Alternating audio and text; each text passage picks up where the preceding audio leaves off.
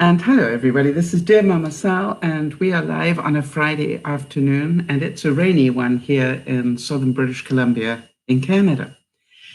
For those of you who might be new to the broadcast, let me just explain what we do.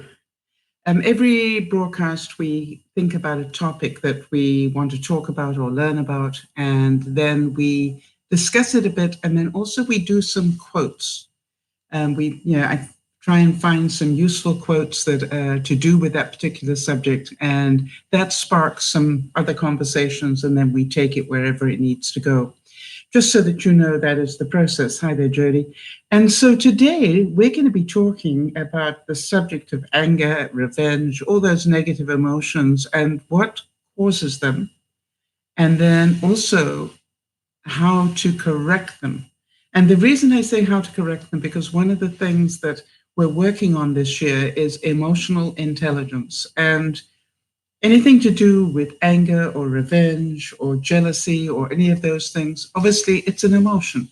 And one of the things we're trying to do is to get more intelligent about our emotions. Now then, the good news is we have 3 different little case studies that I've managed to put together. So you're going to get real life type situations where you can understand how this plays out. So I hope that will be of help to you. And just while I think about it, I'm hoping that you, for those of you who are long-time viewers and remember Andrea from Berlin, she got married today. And it would have been a few hours ago now in Berlin.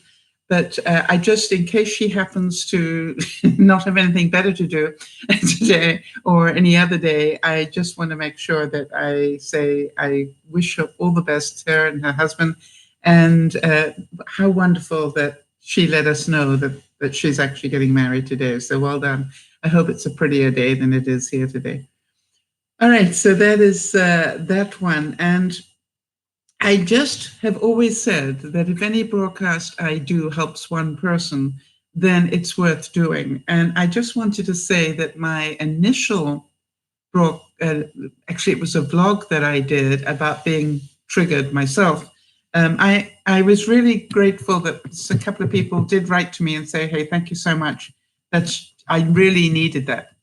I needed to understand it and I needed to hear it. So that is, that always makes it worthwhile when I know that not only did I put the vlog or the broadcast together, but it actually helped somebody. That sort of makes it all worthwhile for me. So don't forget to leave your comments and let me know that things are working for you. Or if you want to, write to me at DearMamaSal@gmail.com and let me know what's going on for you, and maybe we can help you as well. All right, so starting off, I wanted to just start off with something that happened to Jodi, and I've got Jodi's permission to tell this story because it really is quite amazing. I just need to call it up so that I can find it. It helps if I do that.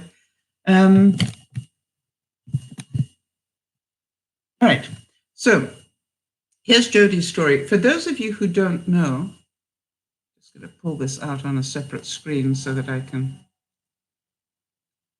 talk and chew gum at the same time, if you know what I mean.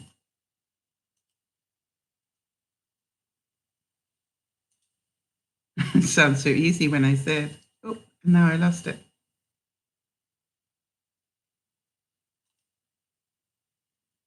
I hate it when this happens to me. Just bear with me a second because I will get it back. I managed to just nuke the... Oh no, maybe I didn't. Maybe I'm smarter than the average bear. Maybe I am.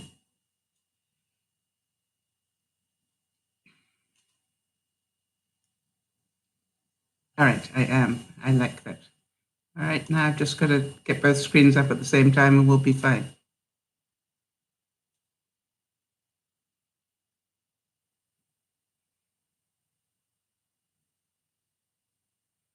Nearly there, people. Sorry, this is difficult to do at the same time.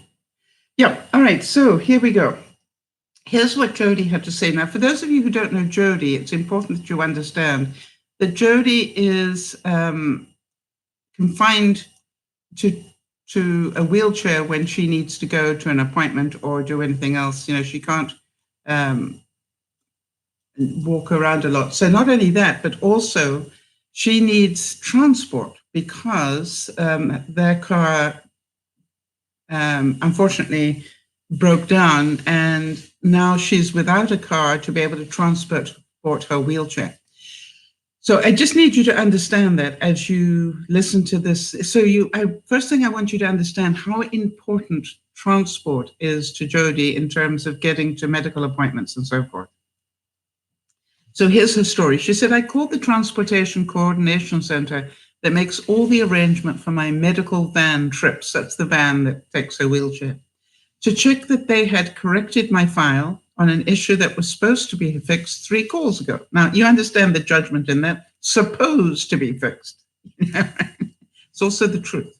All right, so this was my 4th call. And so you understand that she's already, attention level is already up.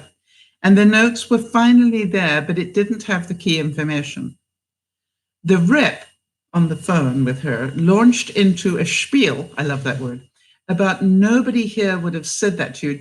Jodi was quoting something, and she said, nobody here would have said that to you on a previous call because they wouldn't have a way to know that sensitive management issue. So what Jodi says is what she heard was, you are a liar. Now, I think we can all relate to that. They didn't actually say it in so many words, but in saying that nobody here would have said that infers that you're making this up. So I totally got it, Jodi, that you got triggered by that one. So Jodi's saying that triggered me, and I gave the name and the date on the conversation that I had had. Now that's typically Jodi. She keeps notes. You know, so she said, well, actually, I spoke to on this day at this time, and that is, okay, just hold on 1 second. I need to read something that Linda's saying here. Just a quick, my son was promoted. Isn't that wonderful? After a chat using Sal's wisdom, he was able to do it well. Awesome, Linda. I'm delighted to hear that. I'm just delighted to hear. Thank you for letting us know. It's always nice to hear that. All right, let me get back to this reading that I was doing. Okay, so Jodi's saying that triggered her, and then she gave the name and the date of the conversation. Jodi, I totally relate to this. She said, we both started being quite snippy. Oh, I know that one so well. And she put me on hold, and I ended up hanging up. Any of you relate to that? It's like, why would I continue this conversation? So I called back to get a supervisor. Good move, by the way, Jodi, who ironed everything out, and she confirmed that I was correct on the issue. That always feels good. All right. And she fixed all the notes and gave me her number for any future issues. This is the bit I want you to hear. Jodi said, after I hung up on the rep, I realized that I wanted to be responsible for my part of the ugliness of that call. Yay, Jodi. That is emotional intelligence. Well done.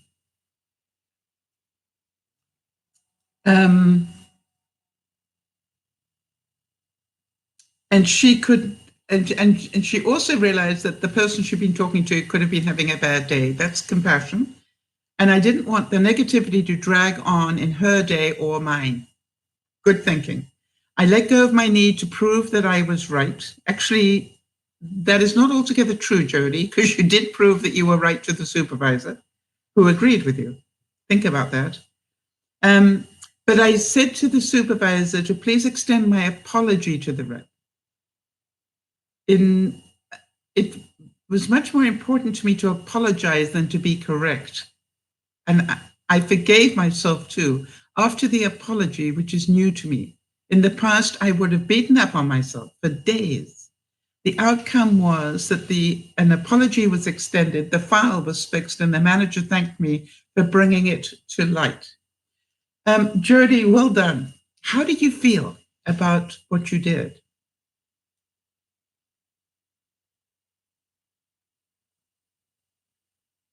Okay, and while we're waiting for Jodi to give me that answer, I just want to say, Linda, that is so cute. Linda's saying the person that caused a problem, got sacked. That's fired in American. But not for him trying to help. He said, Mom, what would Sal do? you please tell your son.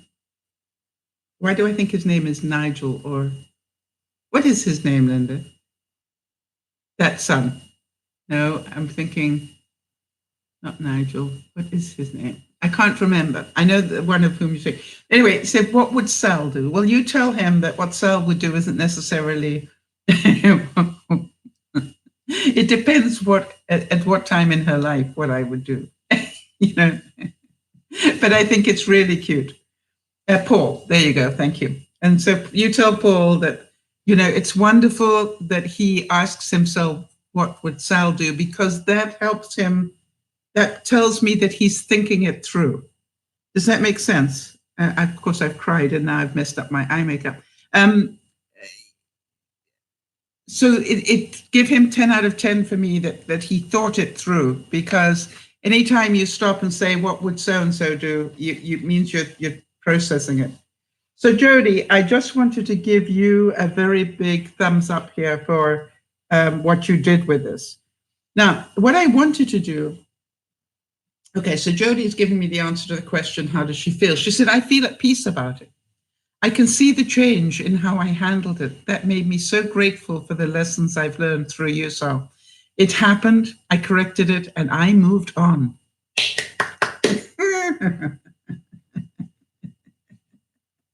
And thank you, Sal.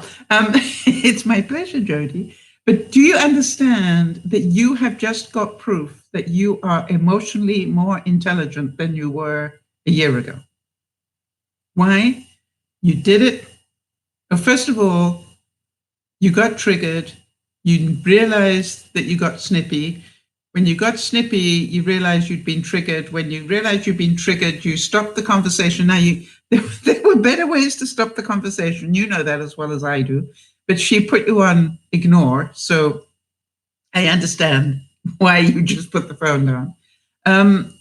But what I'm really interested in and what I'm really pleased about is that you took the right action. You went a level up, at least, and discussed this with a person who had a different mentality. And I am certain, I've always found that when you make that call, Jodi, one of the greatest things to start with is a question like, have you ever made a mistake? It blows people's minds. It's just like, they go, what? And I always say to them, I just want to check, have you ever made a mistake? Because if you have, then you will understand what I did a lot better. Well, who hasn't made a mistake, right? So I always start with that because it disarms people. They expect you to come in complaining or doing whatever. And what you're doing is taking accountability. And that's what you did, Jodi, is you checked the facts, you gave them facts, you knew what you were talking about, there was a mistake made. All right, so Jodi's saying, I felt that change in a significant way. Yes, hanging up was not the way to go. And I'm working on not reacting to triggers, a work in progress. Exactly. That's what we're all doing this year, Jodi, is improving our response time. All right, which is we're not overreacting, where that's what we're learning. All right, so Linda's saying, I'm pleased he asked for assistance.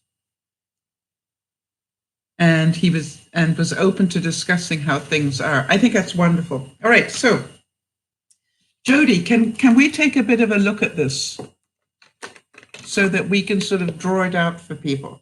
Because I think it's an important lesson. If I may. Okay, so do you agree that you started off, okay, here you are, and you've got a big smile on your face, right? when you started this, I'm going to get this, I'm just going to make a quick call and get this fixed, right? So you were quite happy to start with. And then what happened was you were busy being super efficient, okay, and repeating, probably knowing you verbatim, that's word for word, what had been said to you, and somebody then attacked you. Now, the interesting thing here is that people attack in different ways, all right? Sometimes it sounds like they're being quite nice, but you heard the attack, and the attack was, you're lying. And so that changed your happy mood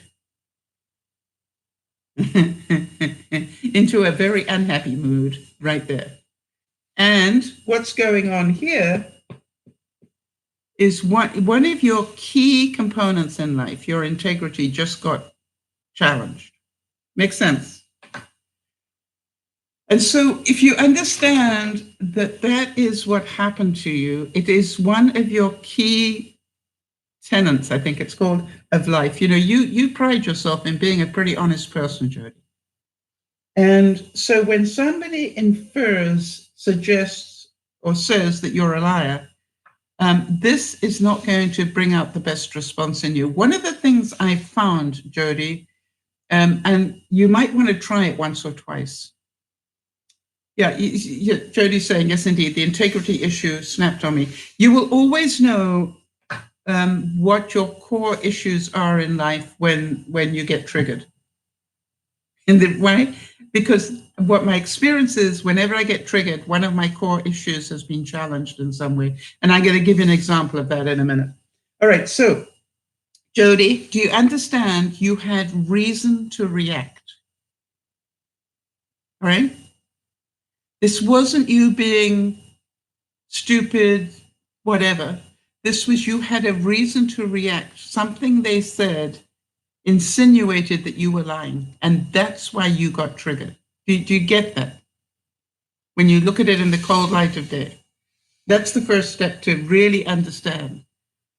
Now, can I ask you, when you heard the attack, what actually happened to you?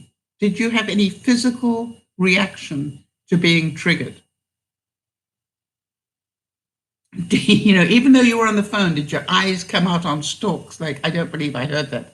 Or did you frown? Or did you have a gut reaction? Or I want you to think about literally what happened to you when somebody accused you of lying. Did you have any physical reaction?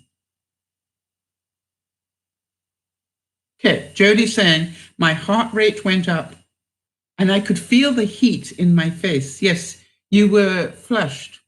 Good. Good sign that you've been triggered, right? And was your mind, during the hamster wheel thing going, how the do I answer that? Or were you numb? Because I know that you have one of two reactions to these things. Either the hamster wheel starts going, and sometimes your hamster wheel starts going, and then you go numb.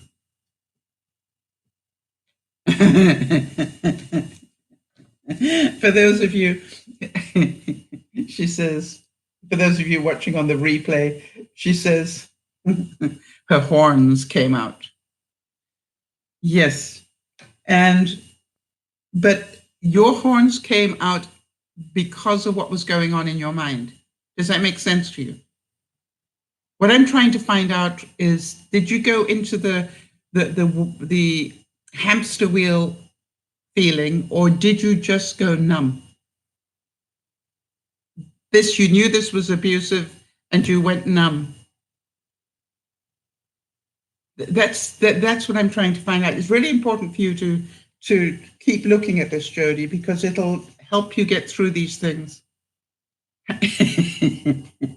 Jodi's saying her little hamster was on steroids. All right, and you're thinking, well, how do I answer that? How do I answer that, right? I don't have the right answer for that. So, Jodi, this is what I've found. You might try it. I'm not saying it's the only way to do it. is to actually take a deep breath and tell the truth. Now, you're going, how do I tell the truth? I did it once with somebody accusing me of lying, but not actually physically saying it. They were saying, well, the other person has no reason to lie, which inferred that I was the one lying, right? And so I said to the person straight up, I'm really sorry. I think I'm hearing you say that you think I lied to you. Is that correct? So Jodi, sometimes calling it for what it is not a bad idea, and stay totally calm. All right? All right, and just say, gee, I'm really sorry, ma'am. I think I just heard you insinuate that I was lying to you. And if so, I really want to make sure you know that I wasn't. I have notes that I took at the last meeting, telephone call that I had. I've got the time of it. I've got the notes, the person I talked to, everything. So I understand that in your understanding of it, nobody would have said that, but somebody actually said this to me. Jodi, you remember I had that specialist tell me I was lying on something. And my reaction, if you remember, was the tears started to roll out of my eyes. And it stopped him. And he said, what's wrong? And I said, what's wrong is you just abused me. You just told me you didn't say something that I know that you did, because I went straight out and I put down a blog to my viewers about what you had told me. And it actually is what you said. But I realized the reason I'm crying is my frustration, because I realized that your word against mine, I know who's going to lose. And that's not fair, because I know you said what you said. However, let's agree to disagree and move on. Because I knew I was never going to win this argument, nor did I need to. I knew I was right. And somewhere at the depths, I hope he knew he was wrong. But, you know, I can't be responsible for his behavior. So you remember, Jodi, what I did was called it for what it was, and then said, let's agree to disagree and move on. Because, Jodi, does it make any sense to you that getting that upset with her wasn't getting your needs met? So in a way, it's like, gosh, I'm sorry you think I lied. I actually didn't, but I understand if you think I did. Let's agree to disagree on that and get back to what we're trying to sort out here. However, you did it the other way, which is to get off that conversation, get out of the way of that person that was upsetting you, which is a very good strategy as well, and then talk higher up the food chain. And you got a perfect reaction. It had happened to me once, Jodi, where I had a problem with my router or my server. And it was interesting because I phoned up my provider and said, you know, can you just help me reset this thing? And they said something like, we didn't supply that, so we don't have to help you on that. True. I said, absolutely true. Then I said, Jodi, you would love this. What I said to them was, does the name Jane Smith, it wasn't the name, but let's say it was Jane Smith, does the name Jane Smith mean anything to you? And the guy said, yeah, she's the senior, da, da, da, da, da. And I said, okay, now I've got her personal number. And the reason I have her personal number, because somebody told me that a bit of information once before, that because they, you know, that the company hadn't supplied the router, that they couldn't help me. And Jane Smith said that if ever I got that answer again, I needed to not waste my time and just phone her directly. Do you want me to do that? You see, I have been a customer of yours for over 30 years, and I think Jane Smith appreciated that. So do you want me to make that next call? Because that is my next call. By the way, what is your name again? And you know, the funny thing was he helped me immediately. So, Jodi, I think you did a great job. I'm very, very impressed with it. Okay, So I want to move on now to a second one. And this is a story I heard this week, which I thought is important. I'm not going to use any names because I didn't ask for permission. So I'm just going to say a viewer wrote to me and told me this. They told me that they were talking to somebody and they passed a piece of info across, a bit of information about a third party, and suggested that they didn't want that, passed on anyway. Now, we've all done it, right? And the next thing she knew was within 24 or 48 hours, that piece of information came back from a completely different source, which means this person told somebody else, that person. Has it ever happened to you? I would think the answer for most people is yes. Now, what I said is, I understand why you would react to that, all right? Because what you did is you passed this piece of information to somebody with the request that they didn't pass it on, didn't pass it on to anybody else. The thing is, human nature is that most people forget that instruction. I keep thinking about President Trump. He's telling people things in rallies and in television interviews that are highly classified bits of information, but he forgets that. He forgets that he's not meant to repeat that. You see, he's making himself sound good by repeating that, but the truth is that is highly classified information, buddy. You are not meant to be repeating that. So some people don't have that filter. Some people don't have that little box that says, this bit of information goes into this box and stays there. And I would like to suggest that the number of people who have that box are few and far between. It is far safer in life to presume that your information you give to people will be passed on. That's human nature. Got it? So one of the things that I've learned to do, and rather than get upset and feel betrayed by people passing on things they shouldn't have done, what I now know is opening these things with one hand is difficult. Yeah. What I now know is it's my responsibility. Because if I pass that information on, I am the problem.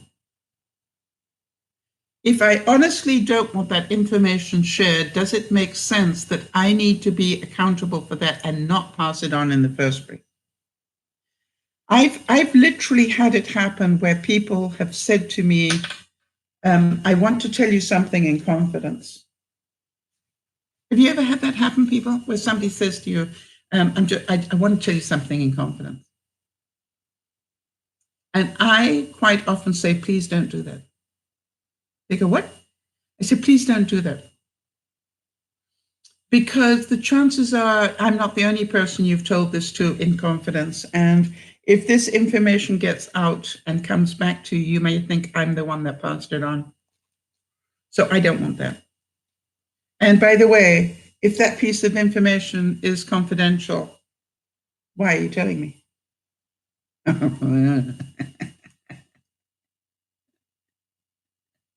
Now, I must admit that this viewer told me it wasn't actually confidential information. It was just she would rather it didn't get repeated back. But does that make sense? Presume people are going to pass it on, and that will help you put down your own filter. And then you won't be surprised when it comes back at you, because it will, 9 times out of 10. All right, so now, now we're going to do the third example. The third example has to do, for those of you who don't know, I'm in the process of selling my house. I'm actually in the selling stage now. And I have a house, I'm going to say that I've got on the market for $100. It's not true, but let's presume that is the figure. I had the very first person that came to look at it, looked at it, loved it, came back, asked to come back for a second visit. Now, a second visit normally is a very good sign. So they came back for a second visit and loved it again, loved everything about it. And then I heard from my realtor, they are going to put in an offer. Now, I've said to the viewers, and I'm going to keep telling you, that I will not have sold my house if I get an offer. I will have sold my house if I get an offer and that all the subjects are removed, because most offers come that I'm going to offer you X price, but with these conditions. Did you understand that? It is very rarely just, I'm going to offer you this price, do you want it? They will say, I will offer you this price, but these are my conditions, that I have an inspection done, that, my family of 45 people get to see it first, that I get to secure the financing, whatever. It always comes with a conditional set of clauses. So what I hear is they're going to give me an offer. Psychologically, the fact that they're going to put in an offer, do you understand that that's bound to make me smile just a little bit? I got to get an offer, especially if it's my first one. So do you think I was just a little excited? However much I tried to control that, I might add. And within an hour, I got an email with the full offer. And the full offer said they were going to offer me $50 for my $100 house.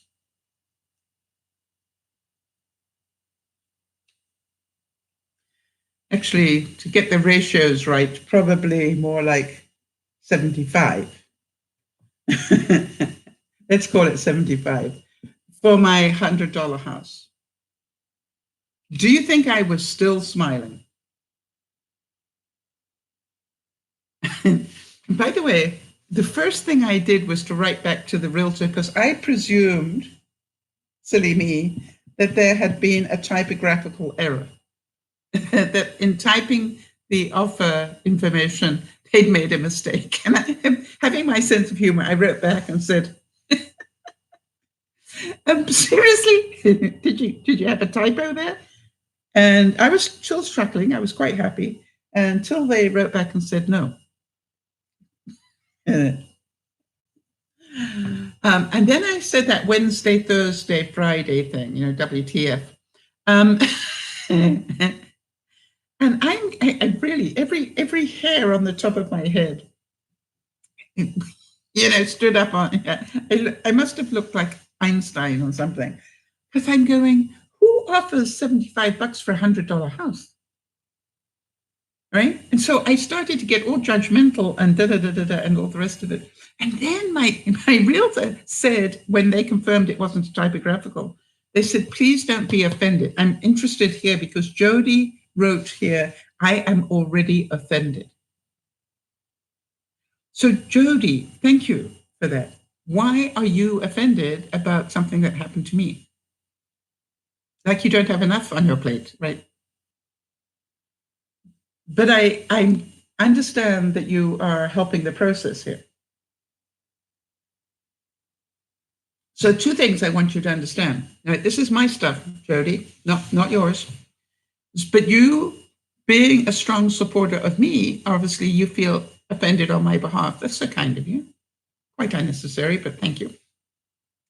So can you understand that as soon as I heard that was a real offer, well, not a real offer, but never mind, my smile, I got triggered.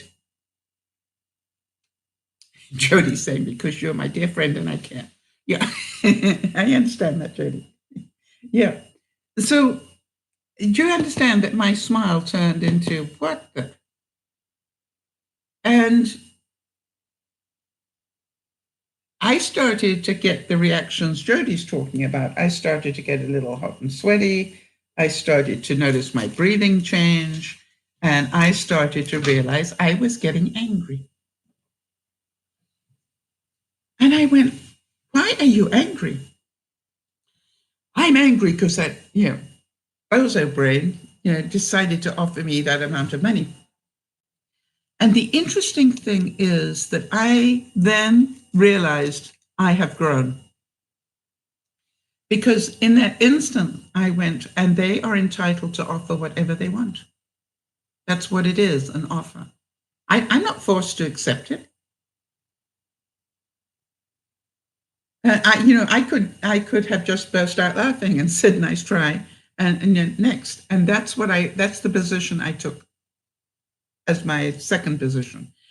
I think the thing about emotional intelligence is, how long does it take you to go from triggered to the secondary position? Jodi, how long did it take you from being angered and accused of lying to putting the phone down? All right, and making the next call. I think the fact that you picked up the call and made the next call immediately was very good. So to me, what emotional intelligence is, it's not that you don't get the feeling, because I think it's human nature. You see, I think it's okay to be angry and frustrated and feel abused or da da da da da. I think it's quite okay. It's how long do you stay there that makes you emotionally sucked in or emotionally intelligent. So Jodi's saying her turnaround time was about 15 minutes. Well done, Jodi. Next time, do you think you could cut that time down a bit?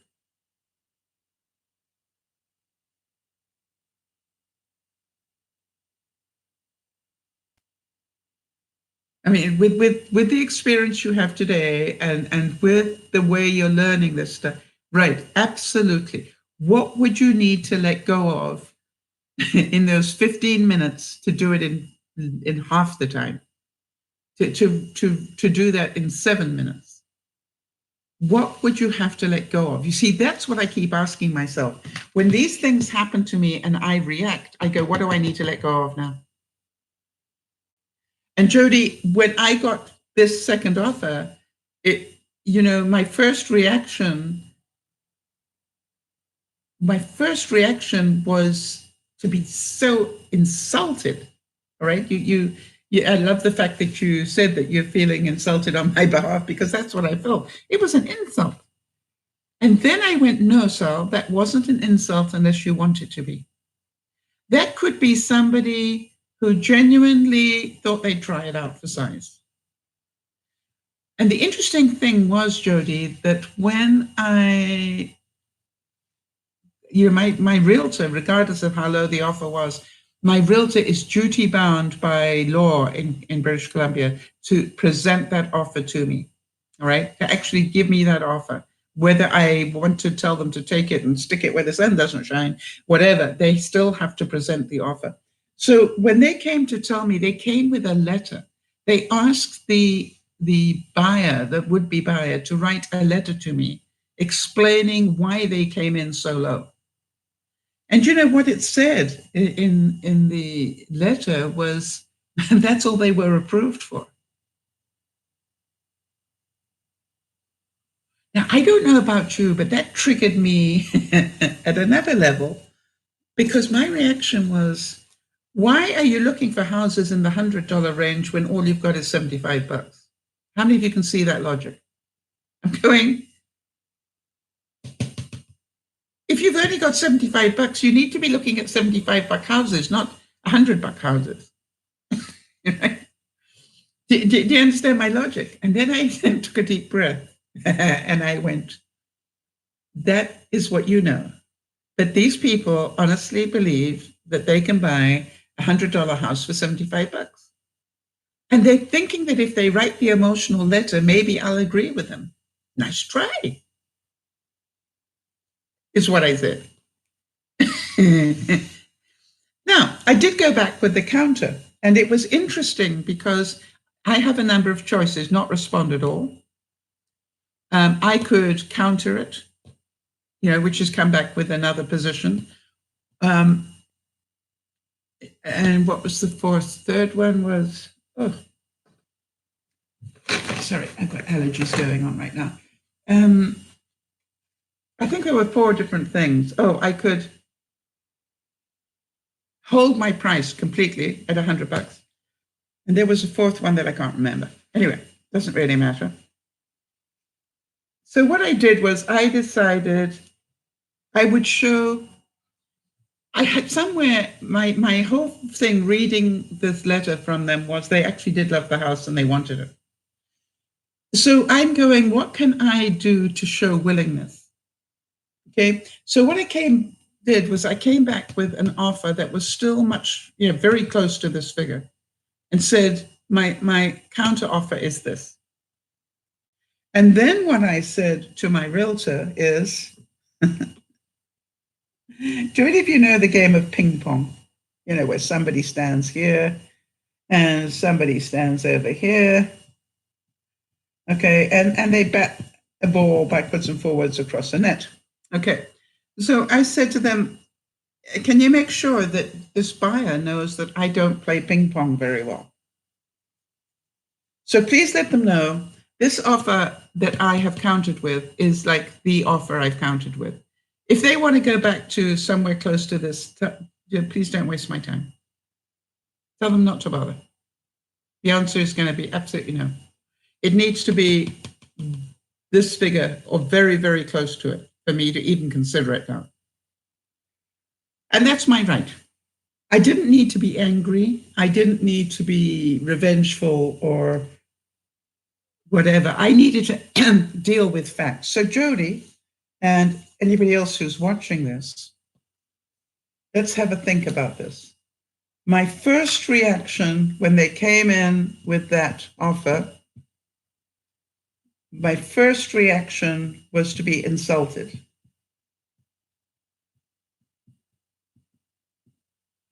Now, when you are insulted, what sort of words do you use about the other person? I knew I was insulted because I started saying things like bozo brain. What sort of bozo brain thinks I'm going to accept that? I think I used the word dink at one stage. You understand? So I knew that I was in, I knew I'd been triggered by the words I was thinking. And that's one of the things, Jodi, when you look back now on your situation, does that ring any bells? Did the words like, whatever, come up for you? Because that's always a big indication to me that I've been triggered. When I start calling, not out loud, but in my mind, start calling people with these sort of names, right? And that was because I was insulted. And that's like a revenge thing. Jodi's going, yes. Okay, so that to me is a pretty sure sign that I've been triggered, right? When I start thinking, I'm not thinking, oh, isn't that nice of them to offer me that sort of money? Pity they didn't have more. I didn't, you go, what sort of bozo brain? So what do I have to let go of to get out of that space? All right. I have to let go of the fact it's all about me. All right. And so I went, hey, what if that's the only money they've got, which it turned out to be is all that it was? I need to get out of it's all about me. It's a two-way trade, right? Now, it's still factual that, if you've only got $75, what are you doing looking at $100 houses? Do you all agree that I'm quite right in that thinking? Except here is the thing. Some people have done it. Some people have offered incredibly low bids on places and got them. And that's why they do it. It's worth a try. And that's all that it is. It's a try. Do you understand? I control this. They don't. I control it. Do I accept the offer or not? Now, here's the next thing that happened. And I thought you guys might want to see this one as well.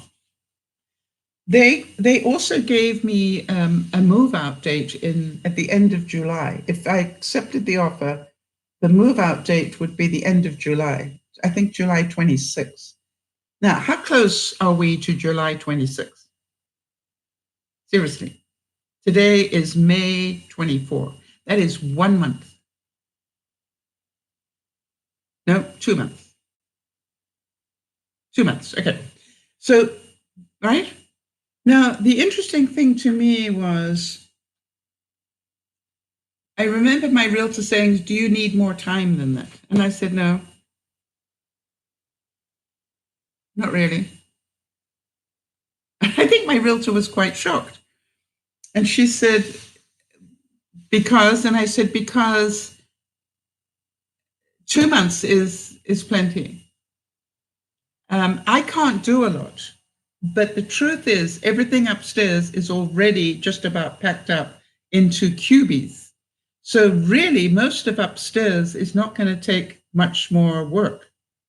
You know, I need a couple of boxes to throw all the junk from the kitchen in, but other than that, you know, my bedroom is nearly all cubies, right, as you've all seen. And so I don't actually have, you know, I need the movers to move the tables and the chairs and stuff like that, but the rest of it, I don't really need a lot of time for. Now, what will take the time is the garage, which is full, and the shed. And then when I was thinking about it, I'm going, what would I need to do for that not to be too stressful and not take a lot of time? Probably one day in the shed, maybe even less, to go throw it, don't throw it. You know, that's what it takes. So one day for the shed and probably 1 week for the garage would, you know, because, but I can't do those. Here's the interesting thing. I can't do those steps until I know where I'm going. Or I have to pack things in one of two ways. I have to pack up the stuff from the shed, things like lawn mowers, spades, you know, rakes, pack those up into a container that says, if I buy an apartment, these can be thrown away. Makes sense? And that's how I need to pack now. And the stuff that's all my woodworking equipment and everything else in the garage, you know, that needs to be wrapped up and packed up. That goes, if you buy an apartment, sell these. These are your woodworking tools. So, but I can put all of that into storage. Now, that was one of the discussions that my realtor had with me, which was, you know, what if you haven't found the place you want by then? I said, then I won't move into something. Yeah, I mean, to me, it's quite obvious, right? I don't need to get upset about it. If I don't have anywhere to go, then I obviously won't be moving it into anything other than storage. But here's what I said. You are presuming that I haven't got a plan around that. And those of you who know me well know I already thought through this stuff. Because here's my thinking. I think I got this right. I just need to confirm it with my bank. The moment I get what they call a clean offer, okay? And a clean offer is where they give me this amount of money, that's what they agree to give me, and they have taken away all those subjects, subject to this happening, this happening. Normally that takes about a week to 10 days for those subjects to fall away. Once the offer is clean, I can go to my bank and go, here is a clean offer for my house.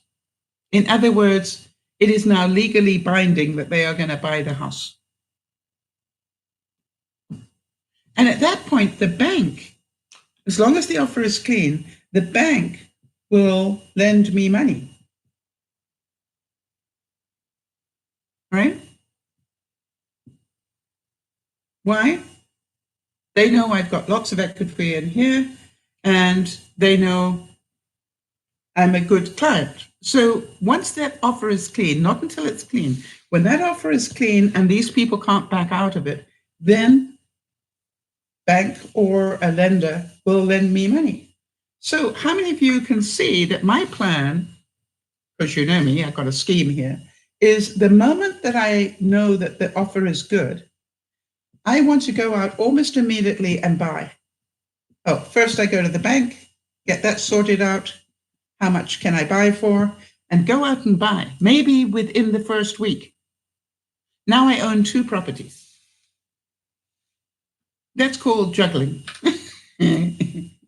But how many of you can see that if I can do that, then I've got those 2 months to move stuff out of house 1 directly into house 2. I can do a trip a day and move my stuff over. And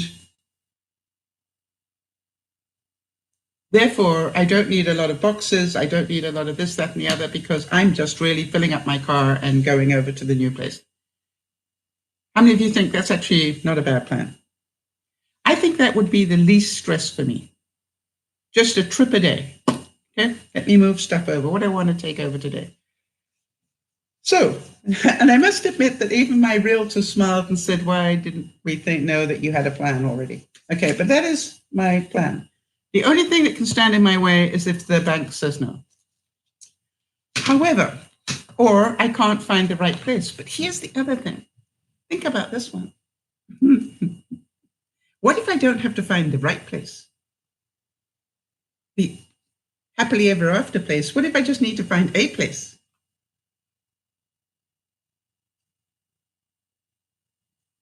So maybe what I find is an apartment to rent for 3 months or 6 months or something, right? So that's a sort of backup plan. So Jodi's writing here, with Sal, there's always a plan. In fact, several. Yeah, you know something? It's funny because if you speak to any of the young people in my life, that is the one thing that they always thank me for, that I taught them never, ever have a plan. And they always look at me and say, what? I said, never have a plan, right? Because your plan will never work. I want to tell you right now. So you always have a plan A, and then make sure you've got B and C. And if it's really important, make sure you've got a plan D. And, I would literally hold meetings where we were planning stuff, and I'd go, okay, what are we doing about, the speakers? Let's say that we were arranging speakers. Well, and everybody'd go, well, we've arranged this one. Yeah, okay, what's our backup plan? What if they go sick that day? Who's our backup speaker? I want a backup plan for every speaker on this event. So if they, for some reason, have an accident, God, we pray they don't. If they, whatever happens to them, that we don't have to stress, that we know, no problem, we move to the second position. And, I can always remember because, I must have taught them way too well, because the whole meeting just burst out laughing. And I said, why is everybody laughing? And they said, we've got plan B, C, D and ready. And they said, what's that? I said, it's called Sal. Any speaker goes down, we put Sal up there. She's the only person that can talk on them, and fly. So okay, that's good. Because it was that. What about if I'm sick? Think about that one. Who's your backup position to Sal? And, a good idea to have somebody who's already on staff, because then we know that they're already there. They haven't got to get there. So very good thinking, and it was good thinking. And so, but that's something that I've always taught people is don't ever have a plan. Wherever you can.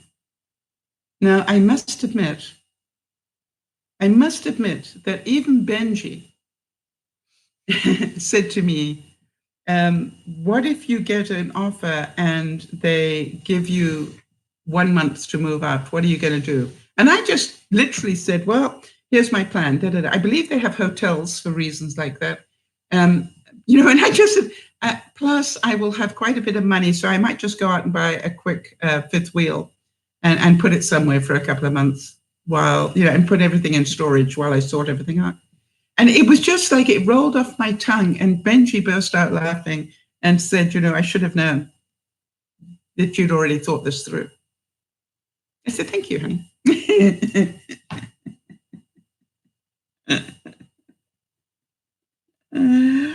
So do you understand that part of what I'm talking about, the whole thing about if you know that you've got 3 or 4 levels of possibilities, you don't stress as much about certain things. I'm still going to stress. I've still eaten half my nails, right? This hand, I still have 1 nail left. I chewed the part of the thumbnail off, So it's just like, we know that there's stress going on. I was saying yesterday that I know I'm stressed at a deep cellular level because I'm overeating. Hi, Pat. Because I'm starting to eat the wrong foods again. So that means at some level that is happening. So what I've now done is said, okay, fine, if I know that's happening subconsciously, that I'm going to the fridge and I'm finding the wrong foods, I need to have more of the right foods, easy to get to. And what I started to do was to go back to square one, which is to wrap up some protein snacks. In other words, I had string cheese wrapped in meat. Yeah, that's double protein, right? The cheese and the meat. And then with it, I had some cucumber slices. So this is called, if I know I am going for these things, then I need to make sure I'm balancing them with protein, all right, to balance out my body. So quite normal. Pat, any updates, any news? So can you see that getting angry, frustrated, or any of the other emotional words does not help you achieve your goal?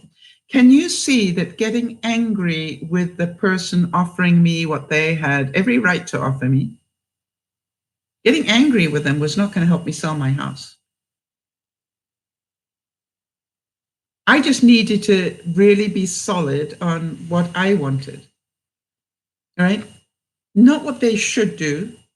They're entitled to do whatever they like. I just needed to be very solid on how far was I going to drop my price. You're back camping. That's wonderful, Pat. It's interesting. Somebody asked me, how did I feel when my trailer got sold and left the property? I said, I cried. And I'm sure you understand that. It's like there are so many memories in that trailer that and luckily will stay in my mind. You've dropped 50 pounds. That's amazing. That's wonderful, Pat. I'm so proud of you. All right, now listen to this. Because women tend to turn their anger inward and blame themselves, they tend to become depressed and their self-esteem is lowered. How many of you relate to that one? One of the things that I keep saying to people is it is my belief that's what depression is. It's anger turned inwards. In other words, you've got a negative reaction to something, you're angry about it, but instead of opening your mouth and saying, I feel a little insulted with that, that what you do is you stuff it down and you turn it around and you keep it. But you're still angry, you're still fuming, you're still, got all those things going on. You don't let it go. You keep it in. You keep enough of those things bottled up, you end up in depression. Because depression, and that's the way I think about it, depression is my anger stuffed down when I'm just eating at myself. Now, do I have every right to say to this person that made an offer on my house, you have to be joking if you think I'm going to sell my house at that price? Nice trying it, buddy. I can say that. I don't have to be angry about it. I don't have to be rude about it. It's just a nice try. No, it's not going to happen. So, it's all about how do we process the negative reaction. Jodi, you had every reason to put the phone down. But it's interesting that I heard you say that you actually realized that you didn't have to put the phone down. All right? You could have just said, obviously, we need to agree to disagree, but I would like to speak to somebody else about this issue. All right? However, I actually think you did it the better way, which is to phone back and just directly go to another person, because then you've got a clear line to the other person.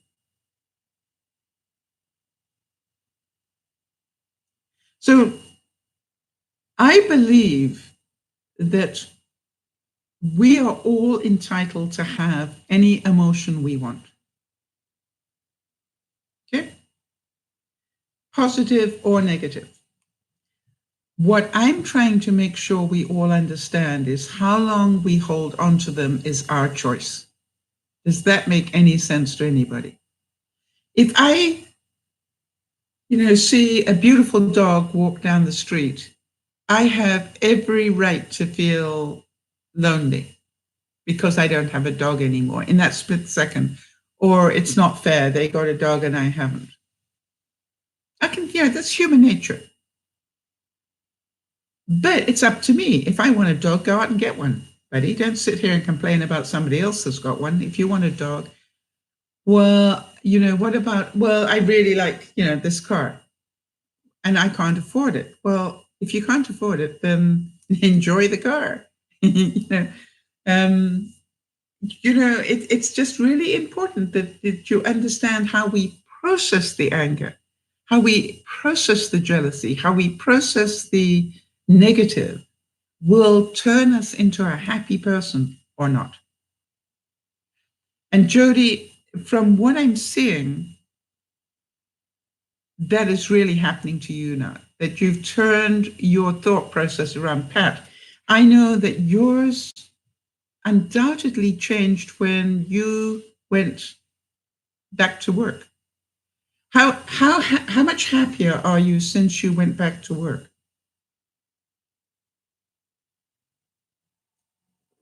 And may I ask you, if the answer is that you are happier, why? What is it about working that has made you happier? And what is it about losing, 50 pounds that has made you happier?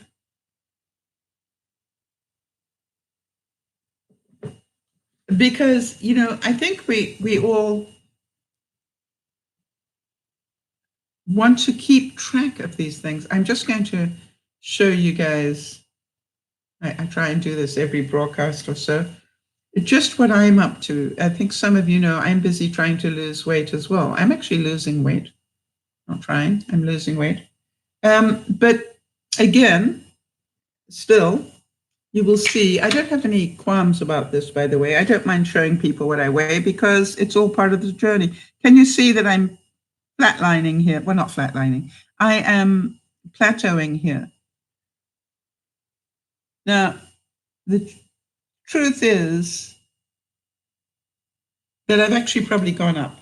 I've got a couple of days before I weigh myself again, but I've probably gone up because of what I've been eating. And I can justify what I've been eating. It's been stressful. Well, that doesn't help me lose weight. So I need to get a grip. Do you want to continue to lose weight or do you want to go back up again? You are, I've managed to come down to where I was around about October of last year. That's pretty good. And I'm still going in the right direction. But, I need to put more effort in, maybe even go walking. Now, part of me goes, but, you're doing a lot more running around. So therefore, do what you need to do to lose weight. End of story. Now, how about this one? Think about this. Use your anger for good. Excuse me. Anger to people is like gas to an automobile. It fuels you to move forward and get to the better place. Without it, we would not be motivated to rise to a challenge. It is an energy that compels us to define what is just and unjust. How many of you find that actually is true of you? Oh, such an itch. That's true of you, that sometimes when you get angry, it actually is a really good thing because you go, no, that's not going to happen. And boom, boom, boom, boom, boom, boom. And you suddenly get this burst of energy around the anger. I've always said, you want to pray that I get angry because I'm inclined to bake when I get angry. I don't know why. I have no idea why that happens.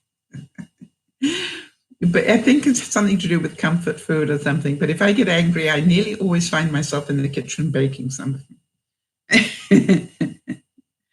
Because I've always said that to people around me, if ever you want some cookies or anything, just get me angry. I'll probably end up cooking, baking.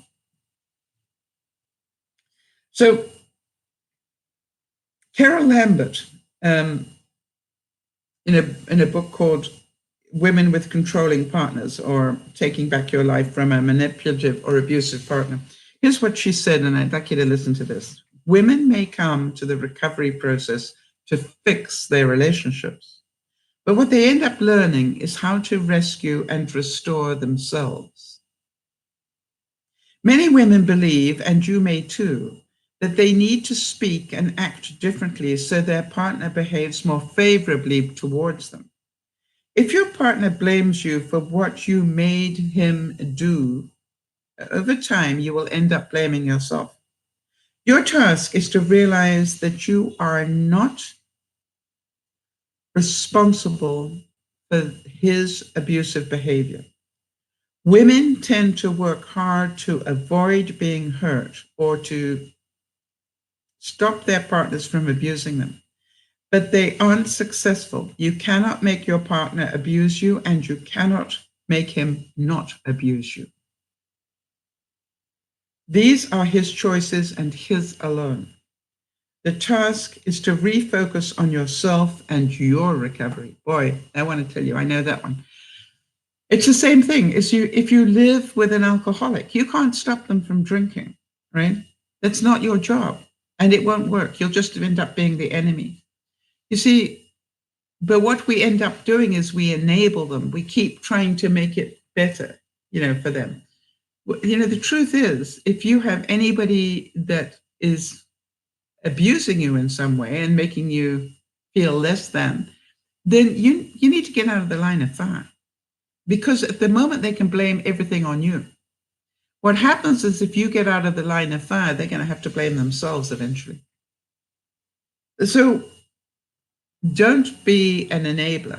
And if any of you don't know what that looks like, and want to know, I was given a wonderful bit of definition on that once. What a friend does as opposed to what an enabler does. And one of the things that you will know is if you are trying to do things for other people, when you hear they've got a problem and you go, oh, let me do that for you, that makes you an enabler. You see, a friend knows that they're more than capable of doing it for themselves, right? So you might say, as a friend, do you want some choices? I can think of a couple of choices. Most people just want choices. They don't want you to do it.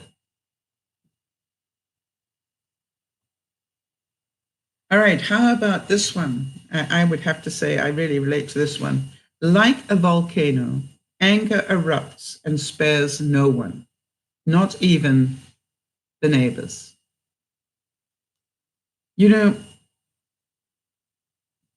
I've been that person. I have stuffed down so much that eventually I just came out in anger. It was not pretty, and I'm not proud of myself. I just don't want to do that too much more in my life. I don't have that much time left. I'm not going to be playing that game anymore. Occasionally, I don't open my mouth when I should. And that is the whole thing. I found that it's okay to say that hurt me. I'm sorry. I'm not sure if you meant to hurt me, but that really, I found that quite hurtful. So I need a little bit of a break now while I process that. Shouting at someone is not the way to help. If you already shouted, then realize that this is one of your unskilled behaviors. Go back to your in-breath and your out-breath and say, I have to repair this. Then go to the other person and apologize, as Jodi did. Go to the other person and apologize and tell yourself that the next time you try your best to remember beforehand and act differently. So, Jodi, one of the joys that we have is hindsight. So I'm pretty sure that you've replayed that whole scenario a couple of times. And, the interesting thing is, take the lessons from when you go back and you go, when did this start to trigger me? And what am I going to say the next time it happens? Because, Jodi, do you understand it will happen again? All right, somebody else is going to accuse you of lying. Somebody else is going to accuse you of betrayal or whatever. And, I just think that one of the best ways to stop it is to go, I'm really sorry. I just need to stop for a second. Did you just say that I betrayed you? Is that what you're trying to tell me? I want to make sure I understand what you're telling me.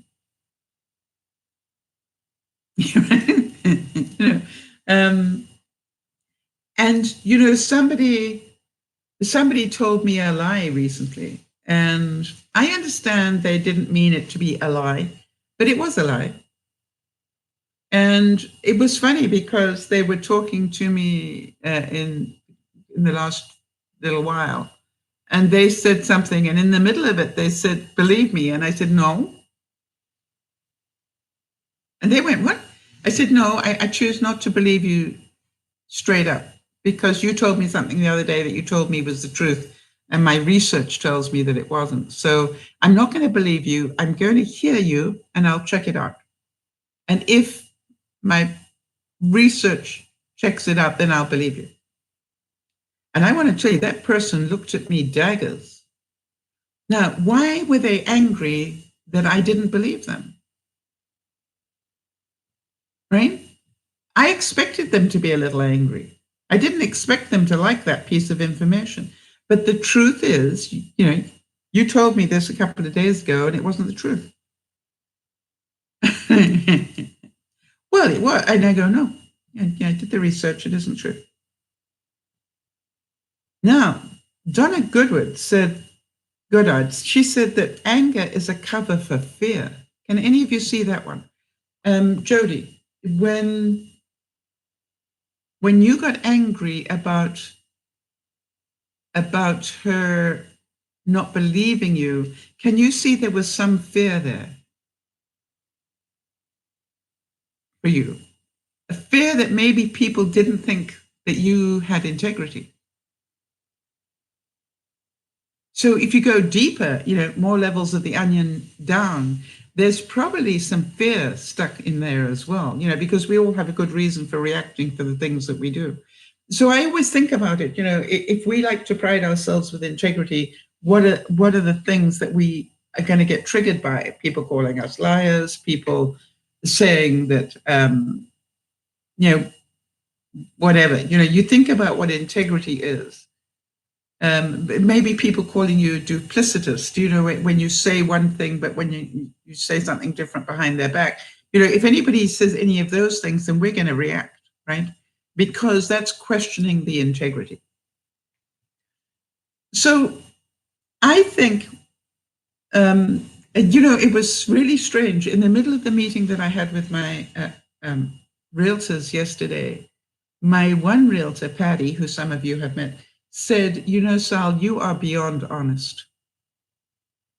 I went, what? I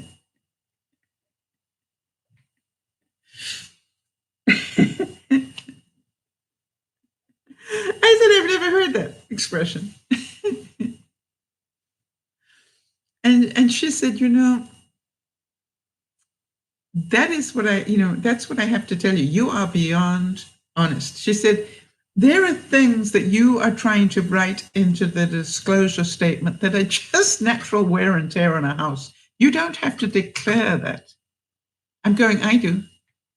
She said, yeah, because you're beyond honest. Not only that, you'll be opening a cupboard door to say, do you see there's a scratch there? Do any of you relate to this? I just want to make sure there's a scratch there. And I said, and I know on one thing, and it has to do with my bed.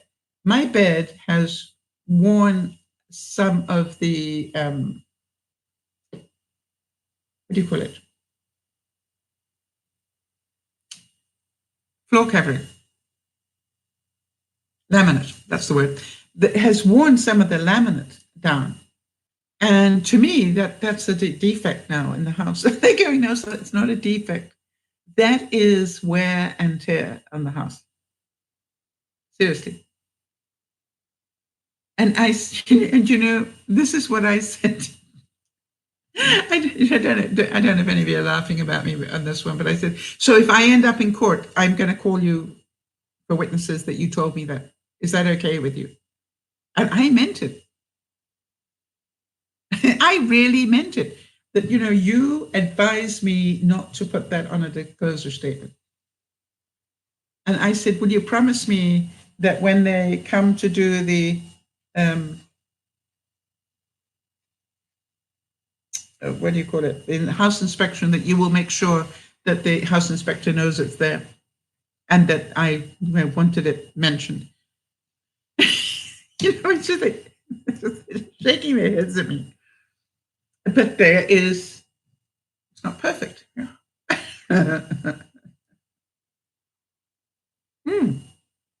So my question is, do I cause myself extra grief because of that? Yeah, I guess I do. But yeah, I'm happy. It's who I am.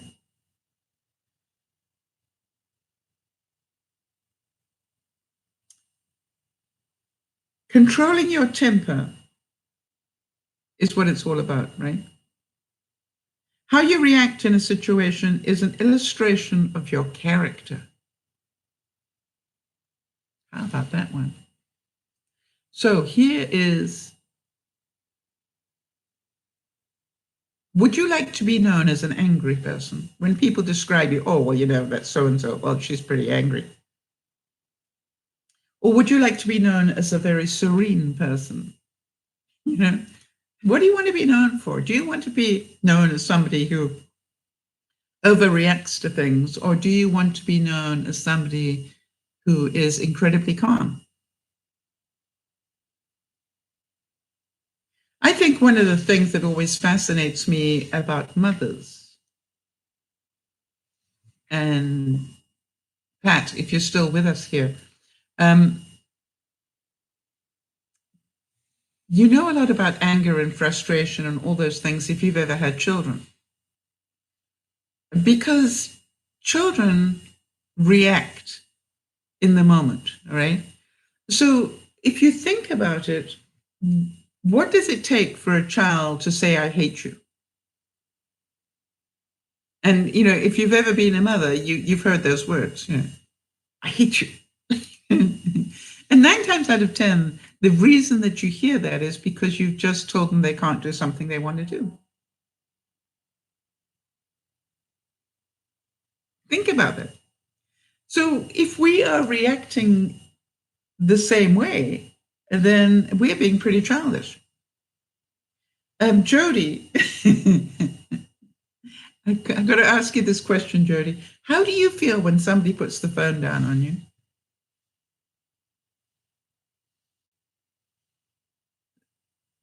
And, this is the whole thing, is when you're doing this processing, remember to see it from both sides, right? So how do you feel when somebody puts the phone down on you? Because you put the phone down on a human being without saying, because they weren't there, I know that. But, so this is a really interesting thing.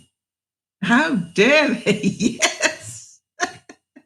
You see, and that's what I want you, hi, Jonas. That's what I want you to remember, okay? How do I feel when somebody does this behavior to me? So what would you have preferred somebody to do, which is to come back and say, hey, look, we're obviously not getting anywhere on this one. Let's agree to disagree. So to me, if you look at children, and even adults who haven't grown up yet, you will know all these stomping, having a little hissy fits. It's, if you can think of it, that's how a child reacts. It's not how a really evolved person reacts. And what is it? Don't get angry, get even. It's just like, really, don't waste your time here. Now, it was interesting because some of you know that, hi, Jamie. Some of you know that one of my questions that I did was I actually sent a quick note off to Benji and said, by the way, if somebody did this, if you had a house on offer in the days that you were doing real estate and somebody offered you this, what would you do? And he said, I would not count it. I wouldn't even bother to count it. So I thought that was interesting, right? It's like I did bother to count it. And he was saying he just wouldn't even bother. So, but that doesn't make it right. It just says that we choose We choose what action we take.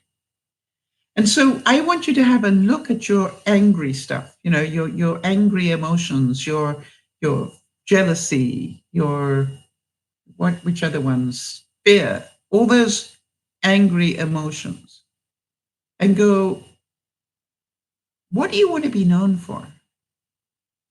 Do you want to be known for the person who can't speak up?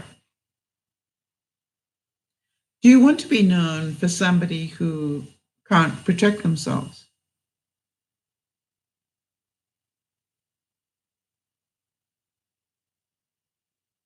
Right? So that's why I think that whole thing about, it defines your character. I want to tell you that I probably am very fortunate. Definitely am very fortunate. And why? Because I did actually choose this subject for this year. I knew it was going to be a huge subject, but boy, am I learning a lot along the way. I'm learning, I'm actually in much better control of my emotions right now than I thought I would be. And I know that a couple of you feel the same way. It's like when you look at them honestly, when you look at these things and go, I can control this. I'm not quite sure how yet, but all I need to do is to control this. The same as an alcoholic needs to control their wish to have a drink, or a smoker to control their wish to have a cigarette. You see, we do these things to compensate at some level. We don't know what to say, so we get angry.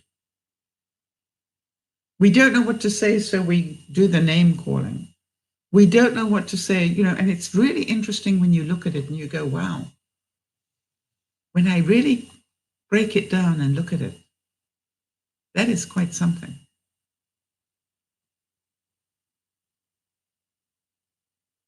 Fear is based on ignorance. Lack of understanding is also a primary cause of anger.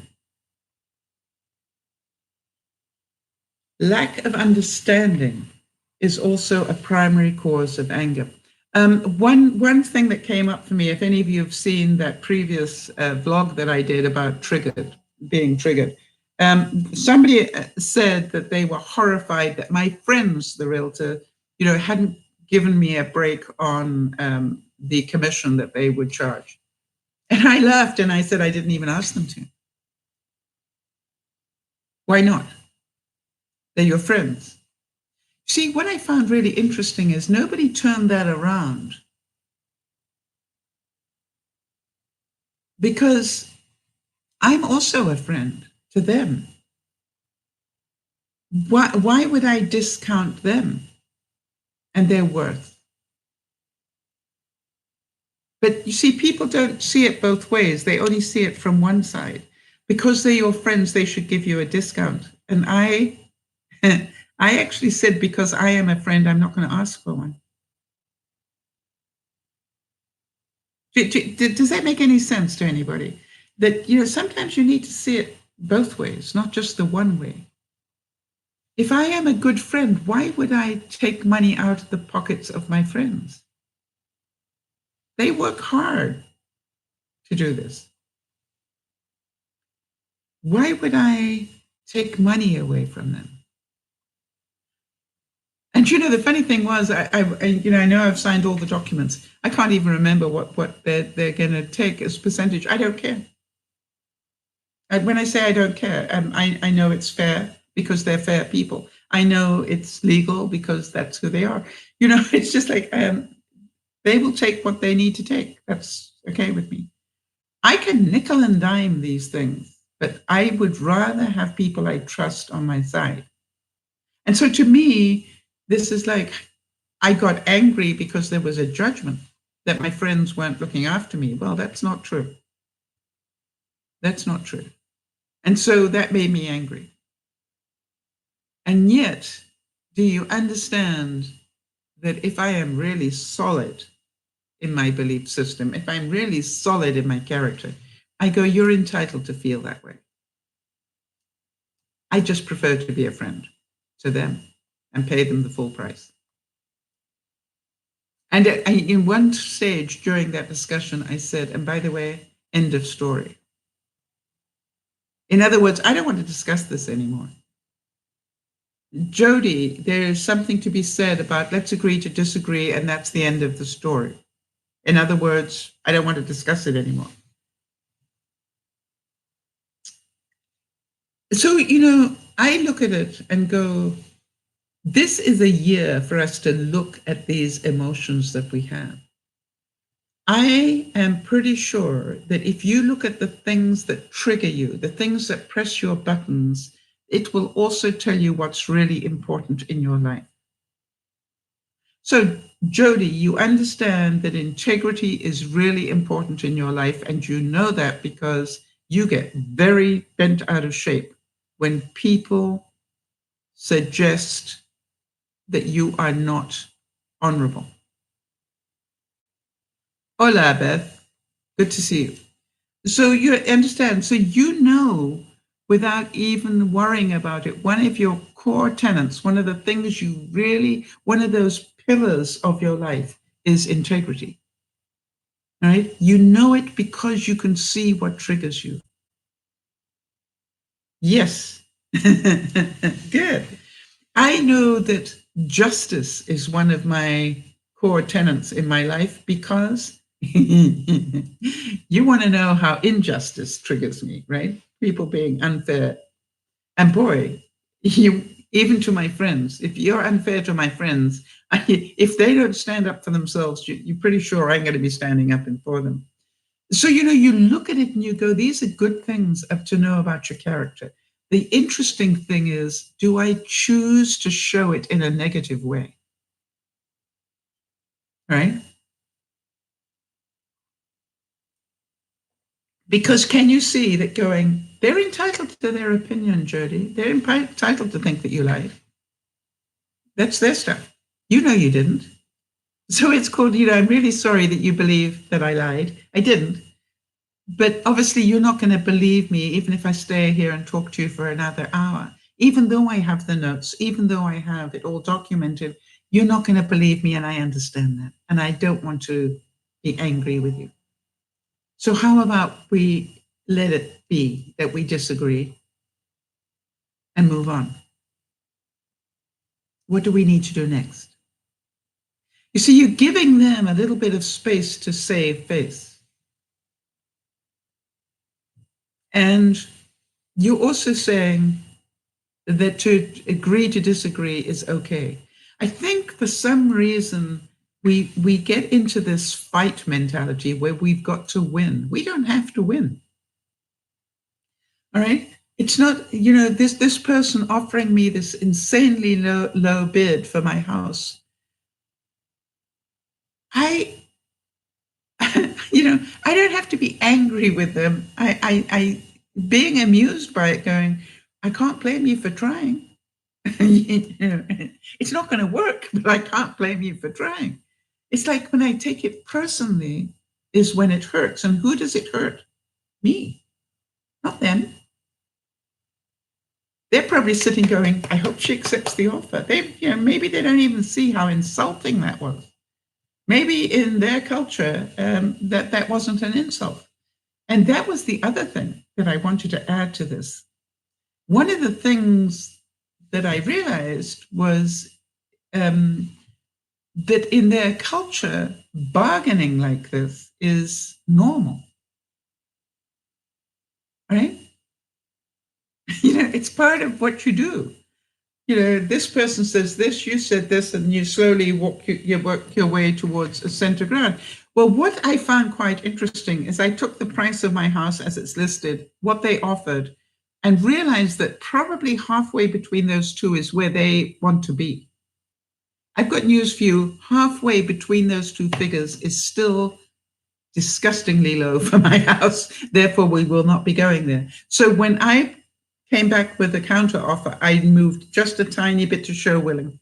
I didn't move very much, I can assure you. I just moved a tiny bit, said this, you're not going to get this for this price over here.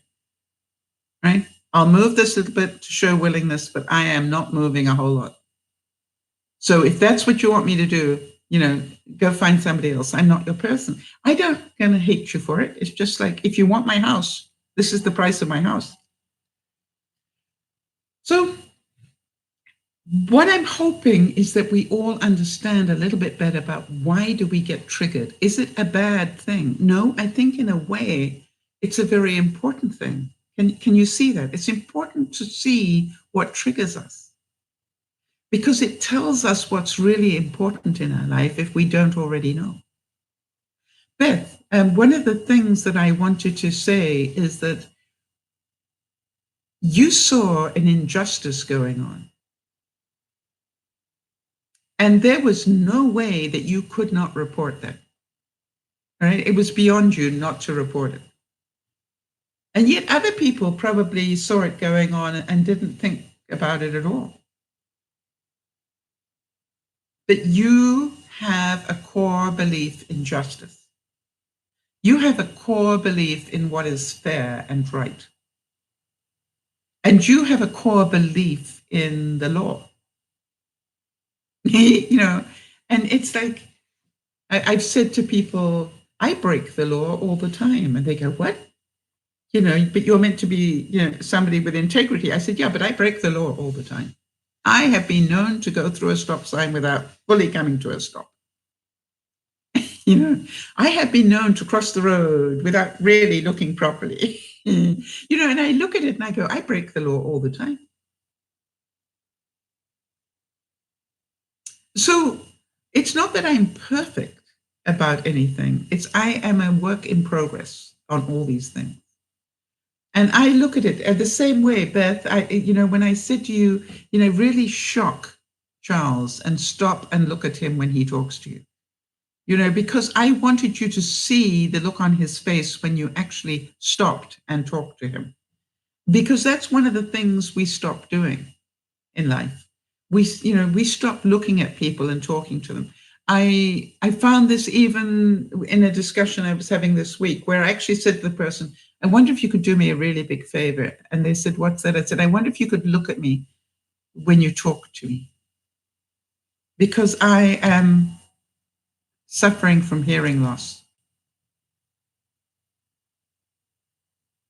And I need you to talk to me so I can see your lips move. And to do that, I need you to look at me. And you will be amazed how few people look at you when they talk at you these days. They are looking into their phone. You know, they will do this, that, and the other.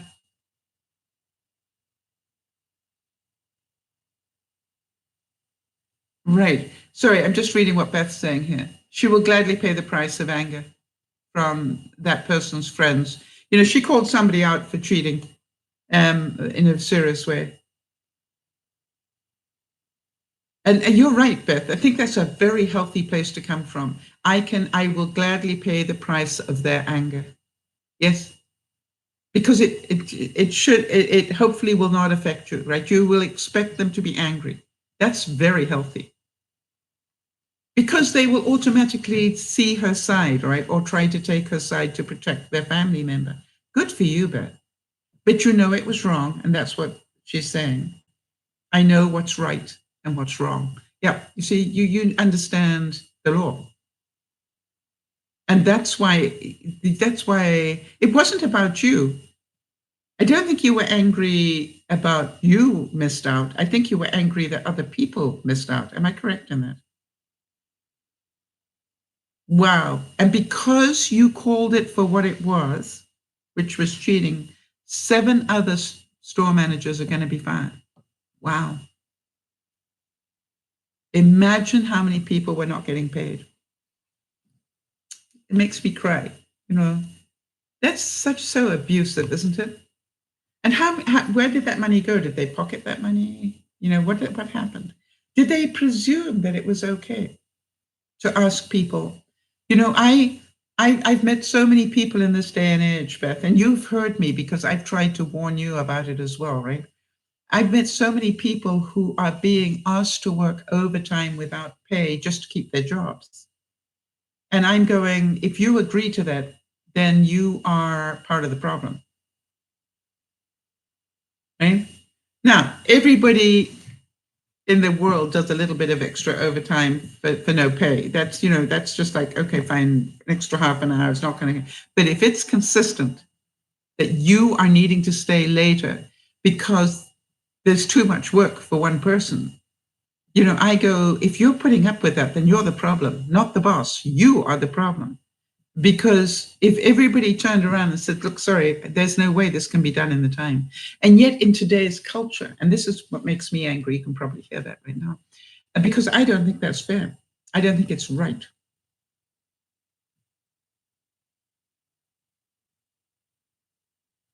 Right. And Beth, Beth is definitely very much on a hobby horse on this one. She's saying the company has to pay all of this restitution.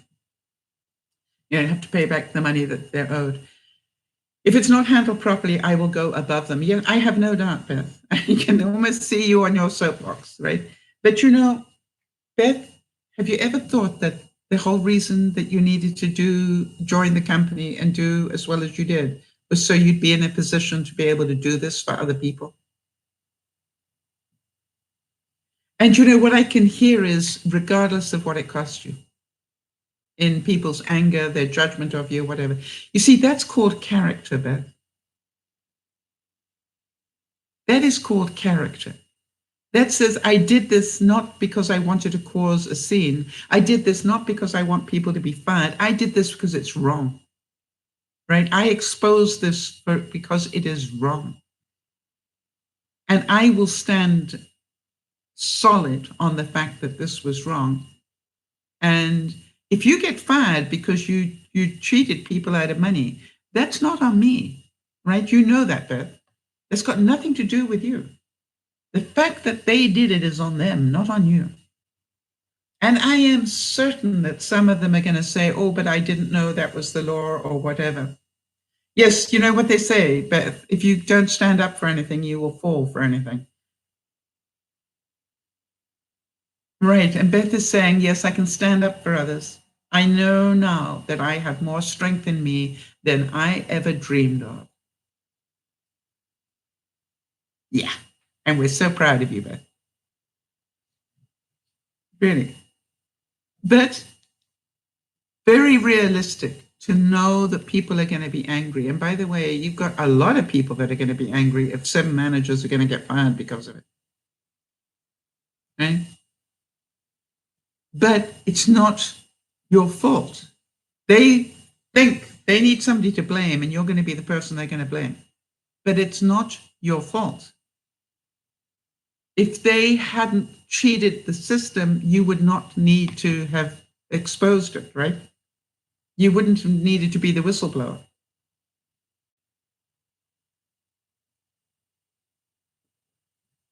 And I think, when you look at it, Beth, you can sleep well at night knowing that you did the right thing. You know it was the right thing to do. That is character.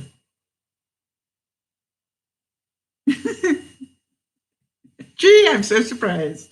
Beth saying, I get to pick my own store. They want me to train as district manager. Who told you that, Beth? Who told you that months ago, that you will be district manager? Anybody looking at you right now, Beth, did anybody say that to you probably 6 months ago, that you are going to end up district manager?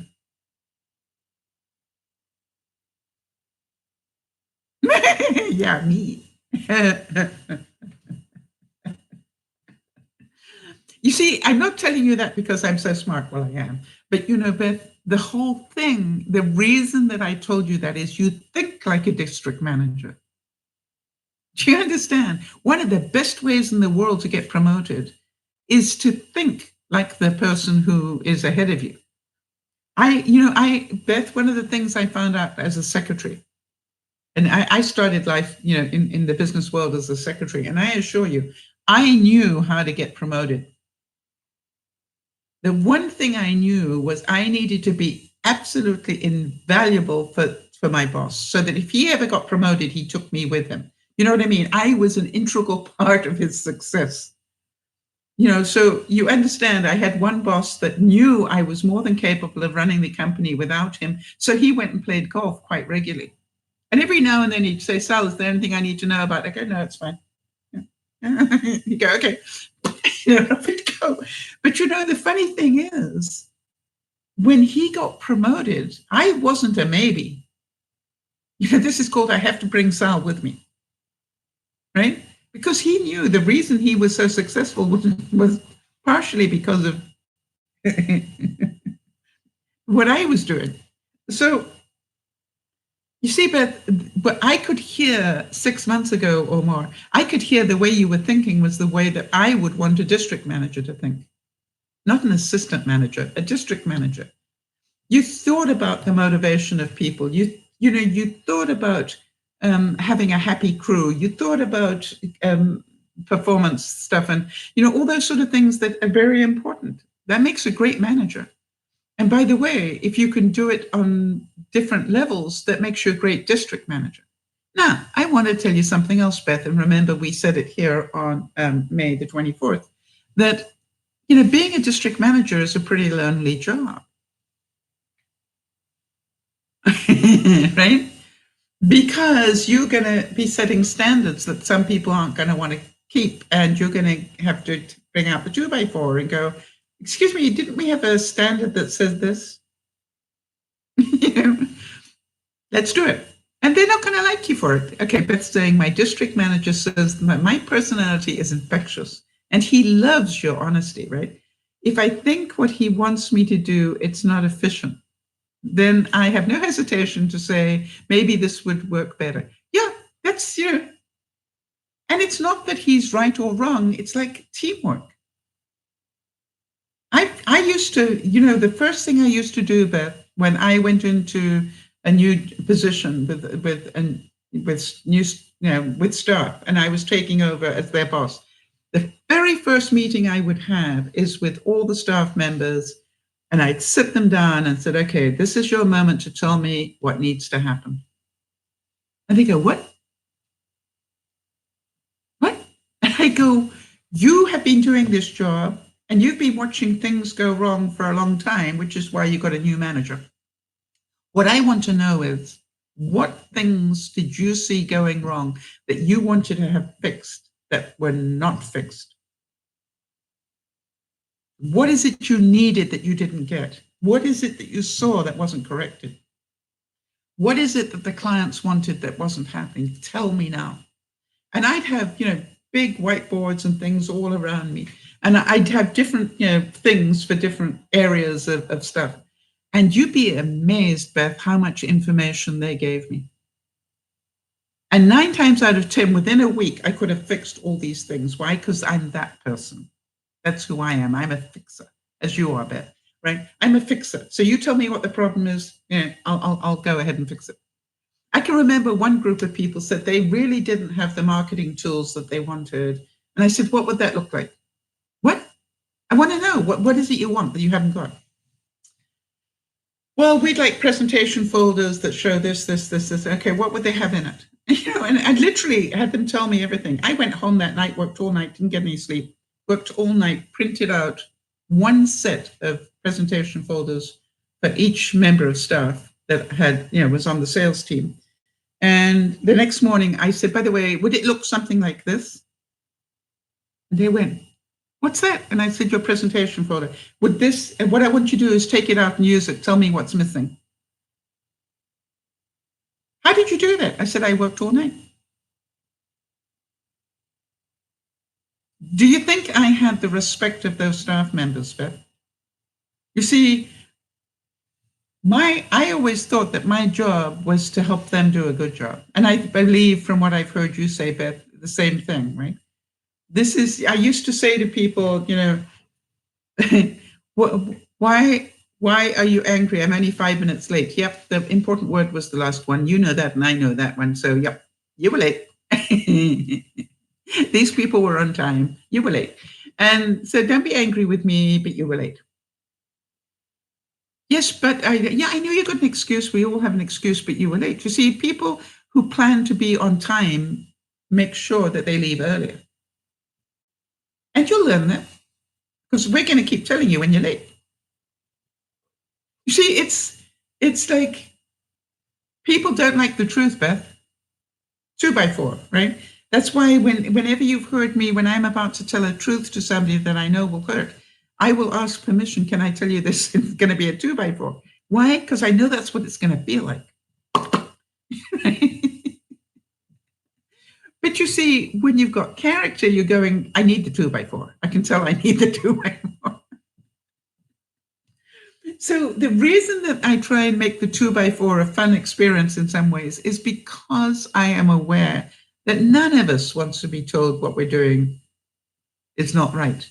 And that's why you're going to make a lot of people angry, but you're also going to make a lot of people very happy. And Beth, one of my greatest joys was I was asked to do the speech to the bride, funny enough, for one of my staff members. And I always said, when I got up to do the speech, I said, it's not every day that you get asked as a boss to do the speech to the bride. But it is my pleasure. And I said, what I also know is what an incredible character you are marrying, Fred, because to ask me to do the speech to the bride, knowing I am going to rip apart so many characteristics and things, because that's who I am, that takes real character. So it's like a roast, and I'm going to roast you, and you still ask me to do this. So I said to the all the guests, I said, you already know this stuff because you'll have friends. So, and I just started little bits, and you could just hear the audience pack up laughing. I go, oh, it wasn't just me that noticed that then. Right? And I literally did 20 minutes of incredibly funny humor. But what was interesting to me was the reaction. And because when I finished, the bride stood up and said, I've been to an awful lot of weddings and I've heard an awful lot of speeches. Now you know why I chose Sal. And it was just like, it was so cute. And, it was just like, she didn't fear what I was going to say. She knew what I was going to say. And so to me, this is like, when you can tell the truth and laugh at yourself, that's character. All right? That is character. And so what I would like to say is that when we have emotional intelligence, when we improve it just even a little bit, we are improving our character because we're not reacting as quickly to things. We are controlling ourselves rather than reacting to stuff. And so when somebody pushes us, we're not automatically pushing back. When somebody pushes us, we go, let me take a step back, think about this. Now then, I'm just going to stand my ground here, but I don't have to push. I don't have to push. I can just stand. And most people will then fall away. And so that is what I would ask of you. Be aware that you do stand for some good things, and you'll know what those good things are because they're the things that trigger you. And I would like you to look at everything that triggers you and see the positive of it, right? So Jodi saying somebody accusing her of lying triggered her. Why? Because she prides herself in her integrity. She can see that now, all right? Somebody saying that my friends were ripping me off would trigger me because I like to be a good friend. I also believe that friendship goes both ways. It's not a one-way trade. True? So I look at these things and go, some of the best things that have happened to me this year are things that are triggering me because I know they're things I'm still working on. I'm still reacting instead of taking that step back and going, wait a minute. I felt that. Therefore, I need to think first, act later. I felt that. I need to think. Just hold on 1 second. I just need a second to think. You don't have to tell them why you need to think. You don't have to tell them, I need to think before I take your teeth out. You just go, I just need a moment to think.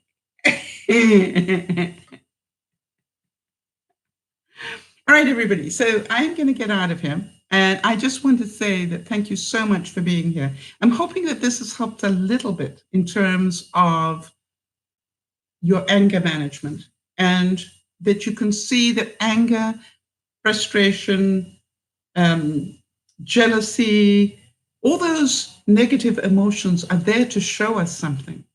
Can you guys see that now? They're there to show us something, that we're not looking after ourselves properly.